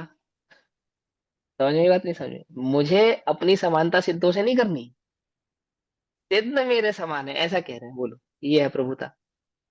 कैसे समझ में आई ये बात, है ना? तो स्वरूप समझे बिना वो बात आती नहीं। ते स्वरूप समझे बिना पायो दुख अनंत, है ना? ऐसा, चलो भैया करो, तो कंप्लीट दोनों करो। में कितना फर्क आ गया। जब ये कहा कि मैं सिद्ध समानू, तो माने हाँ सिद्ध को अपने ऊपर रखा और अपने हाँ, को नीचे रखा। लेकिन नीचे जब ये रखा। कहा कि सिद्ध मेरे समान है, तो वहां पर हाँ अपने को मतलब हमने प्रायोरिटी दी है। जैसे हाँ कहते हैं ना कि बाप का नाम बेटा रोशन करता है, तो वो मतलब हाँ बेटे के नाम हाँ से पहचाना जाए, तो हाँ बेटा हाँ। ऊपर हो गया। और ये तो फलाने का यहाँ, बेटा है, तो वो हाँ तो वो जो सिद्ध है वो कार्य परमात्मा है, जो मैं हूं वो कारण परमात्मा है। परम तो परमात्मा। हाँ, तो वो ध्रुव को ऊपर रखे तो कार्य प्रकट होता है, ऐसा है। ऐसा, ठीक। चलो। बरोबर। तो वो वही कहा कि ये सम्यक दर्शन की विधि है। वो देवता बने, उपासक ना बने, पुजारी ना बने, मैं तो देवता ही हूँ। हाँ, नमः सिद्धेभ्य। सिद्ध है भैया। निज निधि निज में बताई, यह अनंत उपकार है। उसके लिए जिन वाणी माँ को वंदना शत बार है, वंदना शत बार है। नमो हरिहंताणम, नमो सिद्धाणम, नमो हरिहरम, नमो वज्रायणम, नमो लोससाणम, नमो सिद्धाणम, नमो हरिहरम, नमो लोससाणम, नमो हरिहंताणम, नमो सिद्धाणम, नमो हरिहरम, नमो वज्रायणम, नमो लोससाणम, नमो हरिहंताणम, नमो सिद्धाणम, नमो हरिहरम, नमो वज्रायणम, नमो लोससाणम। पादशांग जिनवाणी माता